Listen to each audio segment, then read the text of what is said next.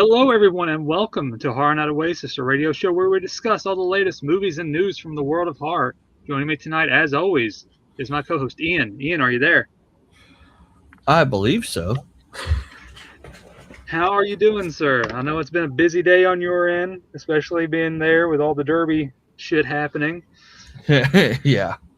Uh, I mean, it could be worse. I could be trapped in a tunnel underground. Yeah, that probably could have been like that today if something like that happened. A bunch of horses coming after you instead of that thing.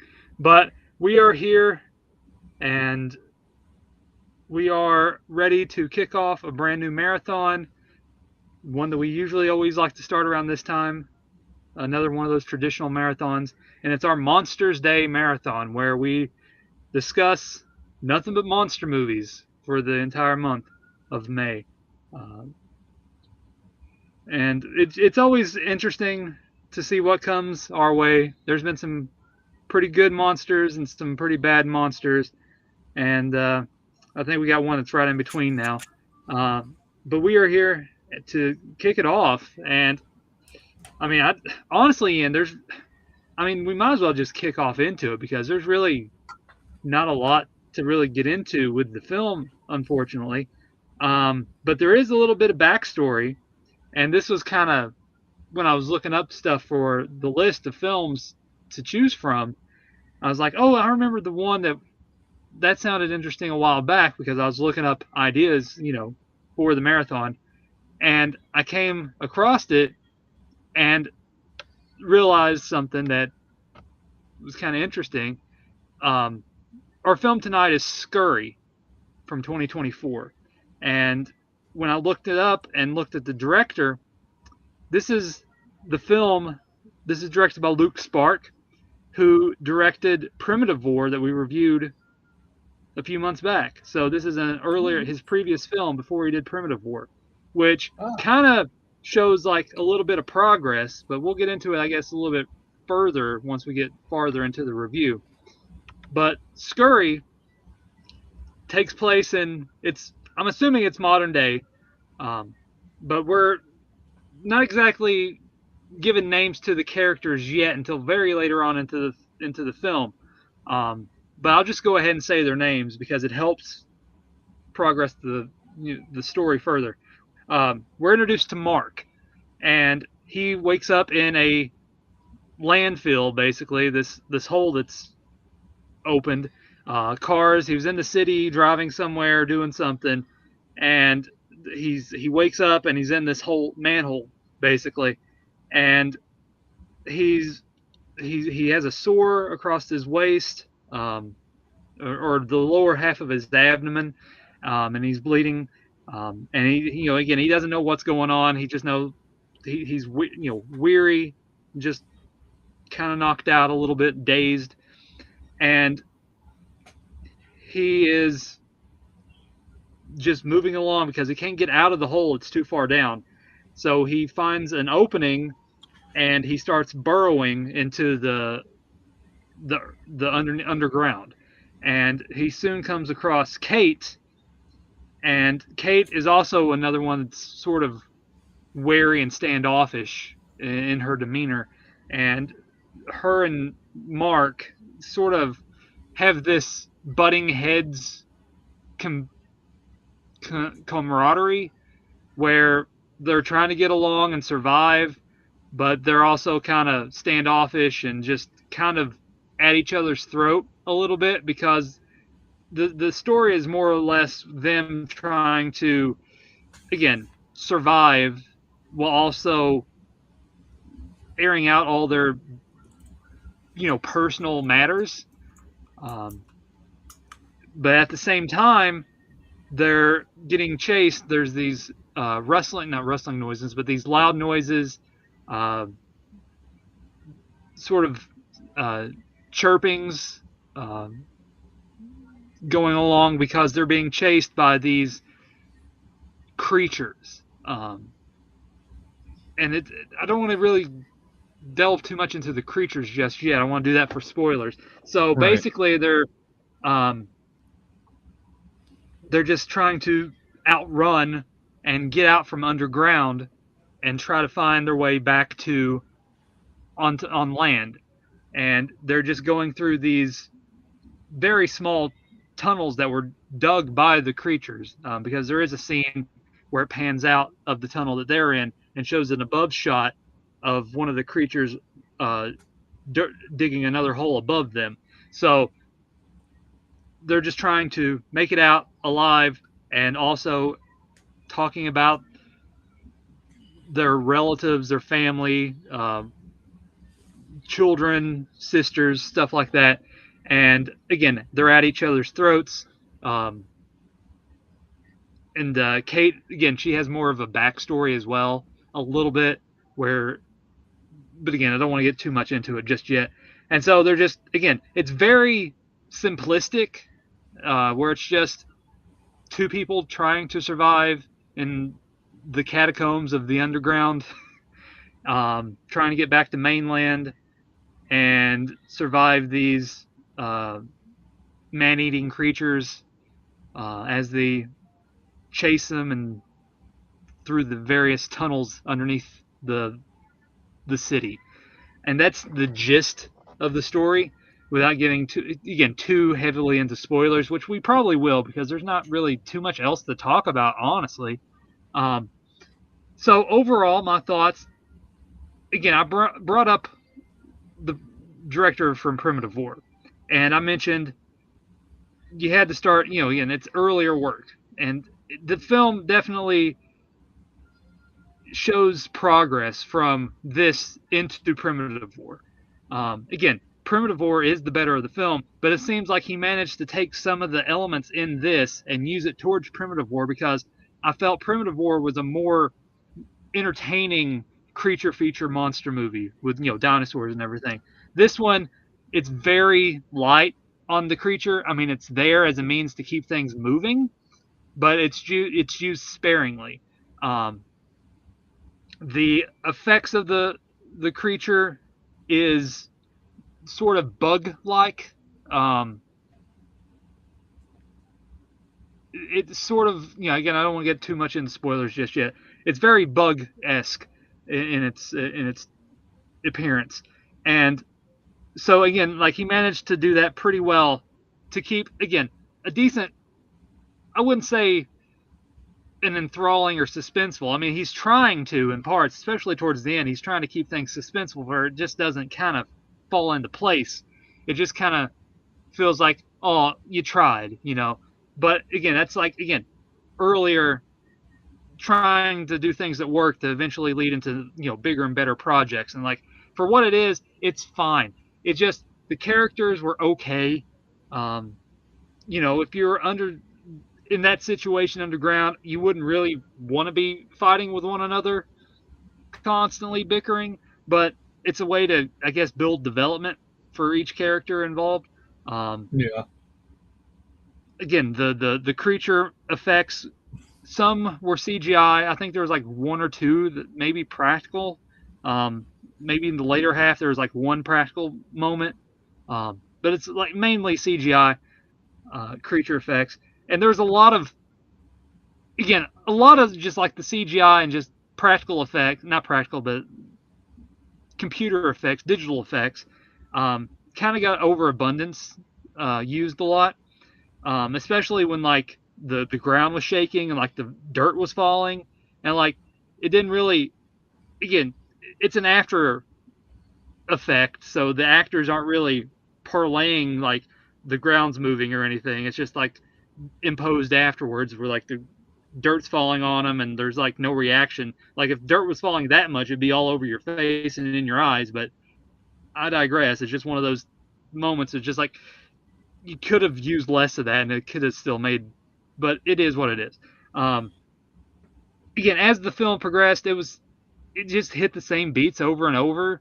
Like, it didn't really do much to really grab hold of anything. I mean, it's trying to build suspense as the film progressed, and just like trying to build on top of things where like nothing's really been built up on. And like, it's been done, again, there's been other films of the ilk very similar to this, if not exactly the same. One that I bring up occasionally off is like Crawl or Die, and that's the exact same film as this, but it's one character. Well, there was multiple characters, and it dwindles down to one. And it's like they're going through these tunnels, and the tunnels are getting smaller and smaller, and like they're being chased by this alien creature, and it's very similar in that, but like it just gets smaller and smaller, and it's a very claustrophobic sort of feel to it, where like man, it's just like getting tighter and tighter as the characters going through these small tunnels. And this one, it's very just like normal tunnel. It doesn't really get any smaller. It's just enough to fit. People can burrow through it, no issues. They do get out in the midsection around the hour mark for a little bit of something different to carry again to progress the story a little further. There's sort of like a little safe haven means there where they introduced another couple people. But again, for what it was okay. It just didn't really stand out much. As opposed to brought up Primitive War, like that one's just like where it managed to like weave everything with the characters and the monsters and the digital effects and the creature effects, and the story built around Primitive War was far superior than it was in Scurry. Scurry was just like it felt like, again, I don't mean this in a bad way. It's just like this is something you'll find on Tubi eventually. It just has that very just low budget, feel to it. And again, you can say it has a little bit of Cloverfield inspiration to it. I wouldn't really say The Descent, because it's not. I mean, they're not in a cave; they're underground.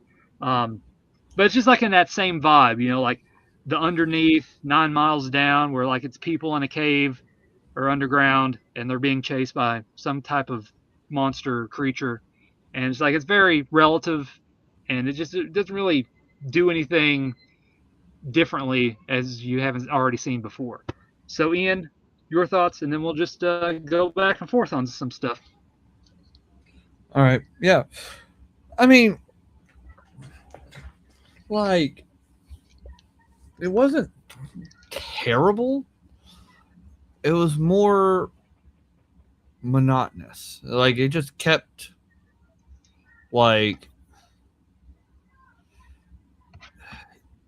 it just felt like it was just one thing for more than half of the movie. Like, we got, like, a lot of exposition, but not a whole lot of, like, anything else. Like, I was kept waiting for something else to happen. Like, the opening got me intrigued, and then I felt like nothing really happens until like the last 40 minutes of the film. But yeah, around that, yeah. And even then, because it's like the same thing over and over, because it's like very slow. Like it's an hour and 40. The film is. I felt like it was like it drawn out way too long, and it could have been half that a little bit, because it's just trying to go for atmosphere, not really tone, but like being like survival. It's trying to like get you into that mindset of being into that situation, and it's trying to like lengthen that to like that whole like all is lost situation, because you have again a bunch of stuff that I don't want to bring up just yet, but it's like it's that feeling of hopelessness, and just like trying to drag that out to where like again you're stuck underground and you don't know what to do, and you're just going straight, and like there's just like those moments where it breaks, and it's just like they linger on these shots that should not be that long, and but again, right. Yeah, no, I completely agree, and that's just one of the things that was kind of rough about this film, was just like, when you finally see the light at the end of the tunnel, it's like, oh, well, time to go back. And then I kind of just felt like I don't know, like it's kind of hard to explain because it's like, it was interesting for what it was, but at the same time, I just kind of stopped caring a little bit because it was just like felt like it was going nowhere. And honestly, I didn't really care for the ending of this movie. I just I just wanted more from it, and I felt like this was definitely, like you said, um I felt like this was definitely weaker than Primitive War was in terms of like showing us the creatures. Yeah, they looked cool. I liked them. I thought they looked pretty decent, but like I just kind of wanted more from it, more like spook factor or something from it. More of a threat. I mean, because Yeah, there needed to be like a constant aggressor. That's like, again, I bring up Crawl or Die. There was always a constant, like she was constantly being chased. It was nonstop as that film progressed, and it's just like it needed that. Like the descent, like the monsters are going after the explorers, underground, going after the female group. Cloverfield, there's always something, like the monsters that's leeching off of the bigger monster and they come underground and starts chasing them through the tunnels. So like it's very like that. There's always something keeping the threat going. And like this one is just like there's a lot of downtime and they're able to talk and share conversations and talk about his kids and her sister and his wife and what happened to a certain individual and stuff like that. And it's just like there's just a lot of downtime, and it's just like there needed to be more to it than just like, oh, the ground shaking and dirt's falling down. Like there needed to be just you know yeah, monster noises and chirpings and stuff like that. There needed it needed more just like veracity. you know right. Yeah, that's one of the things I just was like, man, I really want more from it. Like, I thought the characters were okay, but there's only so many. Like, there's only so long you can watch people crawl through a tunnel with nothing really happening, other than like the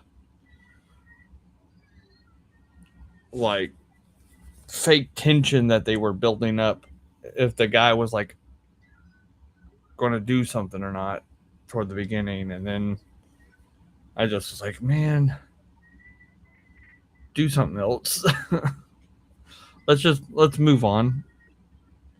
Like, because I'm like, there's no monsters. I mean, like, yeah, they kind of push the story forward a little bit, and I was very confused by that one scene because I was like, that's too convenient. Then I was hoping like we're gonna get something else, but it didn't go the way I was hoping. There's really like this.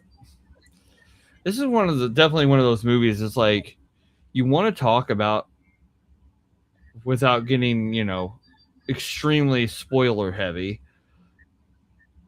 and but there's nothing really to go on about because there's really not much to the film itself. I feel like this could have been a little bit shorter than an hour 40, maybe an hour it 20. needed to because they're just like, again, a lot of the same beats over and over where it's just like Yeah, nothing really is. It's just, again, building tension or suspense for, and it's just like, and again, all the backstory and exposition dumps for the characters. They're trying to build sympathy as they progress, and even that was just like, I mean, honestly, towards the end when certain thing happened, like didn't really, again, didn't really do anything for me. You're supposed to care, and it's like I really don't care. yeah, that's the thing. That was my problem with it. Like I honestly stopped caring about what was going on And I really didn't want to stop caring about what was going on. Like, because I thought it was, I thought it was all right for what it was. I just really do wish it was just had a little bit more to it than what It we needed to be got. more energetic because it just Yeah. it dragged for no reason. Like you have that, and it's supposed to be this fast-paced, energetic film where like a constant threat on your back, and like this one, like the creatures come and go. Like oh, well maybe there's a creature, maybe there's not. Like it comes and goes on its own whim. Like, Yeah. but Uh, you, if you want to talk spoilers, I mean we can get into it. I mean I don't mind. yeah. Well, I guess we can talk a little bit about the spoilers because there's, you know, really not that much of that either. No, there's not much. I guess I'll get into like the mainstays of like what the creatures look like first. As I said, they're sort of bug-esque. I was a lot of part of it. They're I want to say that they're not trying to mimic or anything, but like a little like there's part of like a quiet place in there too, where like the creatures have that. I mean, they're not blind or anything, but like it's like sort of like a cricket with like I don't even know really how to describe it. Honestly, it's just like a cricket mixed with a grasshopper with like a face that like opens up like a predator with like teeth. Yeah. Um, and honestly, they look like the again. Here's another one film that like it's far better, but Starship Troopers. They have like the beetle sort of looking bugs. And they're sort of like that with like the sharp pointy bugs. The other ones in Starship Troopers, the the bigger ones. It's like vicious. It comes around. They have the I forgot what the fucking appendages are. Um, the mantis arms, sort of those. It's like that, but like again, they burrow and they dig, sort of like a beetle mixed with like a grasshopper legs. It's sort of weird, honestly, to describe, because again, I don't know my bugs that well too honestly. Apparently, I don't, but it looks like that, and again, it's just a constant. Like again, you have the moments where like they're getting chased and then they go away, um, and then like they talk. Mark and Kate. Um, Apparently, Mark, his daughter died in a house fire or a room fire, and him and his wife are kind of on the outs in a sense, because he can't get over the fact that his kid's dead. Um, so he's kind of running from his past, or that he doesn't really want to deal with, apparently, because he doesn't know how to handle it. Uh, Kate is she's dealing with like I guess the loss of her sister as well, and she's also an sort of an addict. I'm assuming because she's trying to run away and start a new life, and she's taking this medication or these pills, and she's sort of jittery as the film progresses, or kind of throughout the film, and so there's a lot. Again, that's the gist of their backstory, I guess. And then it really gets to the later portion of the film, where they finally find the light at the end of the tunnel to escape, and they have an encounter with the creature where it comes up and burrows a hole, blocking their path, and so they have to hide from the creature or be quiet as it goes back down into the shaft that it created, and then they had to shimmy across the hole, and then when Mark Kate goes first, and then Mark follows soon after, and then they go. He's like, "All right, move, go," and Kate basically, again, spoilers, she died, and you're wondering like, okay, how did she die? I guess again, I'm still not certain. I guess it was like a heart attack or the pills or just something happened to her because it was just instant. Um, Yeah, I was and so so confused. Yeah. And so he's left there, the way is blocked because he can't, the path is narrow and she's in the way, and he's can't think, he's trying to think of ways, and it's all playing, he's doing it again. It's not until after, but it's all in his head, and he's trying to find out the best way. And it's again that whole detail as well, where like he's trying to think this. It's very elongated too. It's just like, okay, dude, come on, and just like he's just laying there, just like not doing much. He's just looking around, thinking, feeling around. I mean, I get it. I mean, you're trying to build suspense. I mean, that's basically the point of the idea. And like he's in a bad situation now, he can't. It like right there's the end goal. Now he can't get out of it. What's going to happen next? And so it's like I get it. Again, it's just like it goes back to like it needed to be just toned down a little. Just like it needed edited and just a little shortened, and it would have again kept things moving at a decent pace. Um, but what other spoiler things are you want to dive into, Ian? I know I brought up a few things, but anything you want to go off on that I mentioned or bring up? I just want to know how he survived. Yeah, he did have that cut, and he didn't like he managed to he sewed her up because she had a cut on her hand, but he had that open wound, and the only thing that he did was pour alcohol on it because she had a flask full of alcohol. They found it in the dead guy that came back to life. I think that's where they found it at, or it was in a bag that she found. It was in one of the two.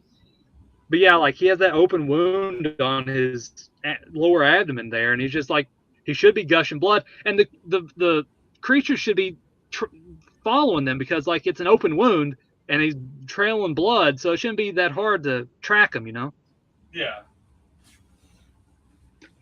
Yeah, I mean that's what I was just sitting here, just like, man, he got, like he got taken, and then he just comes back, and then he gets, has all his little wounds. I was just sitting there, I was like, this. I was like, if they're in that tunnel, that thing only has one way to go, really. Like, how is it not coming after them more? I don't know. This is one of those movies that if you start putting more thought in it than necessary, then you're just going to ruin yourself, ruin your own time. But I mean, it was fine. It's not like the worst movie I've watched, and I just like I said, it's serviceable. It's very serviceable. I mean, if you like those other films that I mentioned before, I mean, it's a good companion piece to those. And again, if we're going off that too, like the endings, that's another one that's like been done before, where like people are underground and then they come out and then they realize, oh, there's something more, something bigger than the tiny little creatures underground. Yeah, I was just the realization of that. Yeah. And I was just like, man, like this has got World of the War the Worlds really quick. But it was fine. I probably will never watch this again, but if you like watching people being trapped in a tunnel, that's your jam. That's your jam, you'll like this movie. But yeah, I mean, again, it's as we mentioned with the director. I mean, I think he's from Australia, but you have that starting off point from the films. He's before Primitive War, where he's taken his what he's learned in the process and making again lower budget indie stuff, and he managed to kind of work his way into a more mainstream film with Primitive War. So like again, I'm happy for him where he managed to start again in the indies and still just manage to you work around your limitations and like again, you tried, and then you just try to take that to the next step. And I think he did that with Primitive War. Again, I hate to compare it to Primitive War, but again, since Primitive War we reviewed it so recently, a couple months back, I mean, you kind of want to see the ebb and flow of the director. I think it's definitely Primitive War is a much stronger effort over Scurry, but you can see where he used elements of Scurry in Primitive War, like the creature effects, the actual the situation, the more of the character depth. Because again, he did that with Primitive War with the one guy that had the PTSD, and like it worked so much well and stronger in that film than it did with Kate and her drug addiction, whatever addiction she had, and Mark and his death of his child. So like he managed to use that and made it more stronger and potent in Primitive War. And again, the monster effects were good, but he made them again much more stronger with Primitive War. Yeah. And so that's always it isn't an Australian independent film, so somebody had asked what the where was the origin of this movie, so I'm guessing that's what they meant. Yeah, but honestly, I don't think there's really that much else to go on with the film. I think we pretty much discussed as much as we could. I honestly, I think we even went into the spoiler heavy stuff. Yeah. Because there wasn't really anything else to really bring up, because it's just people going through tunnels discussing their priorities and trying to survive as bug-like creatures chase them.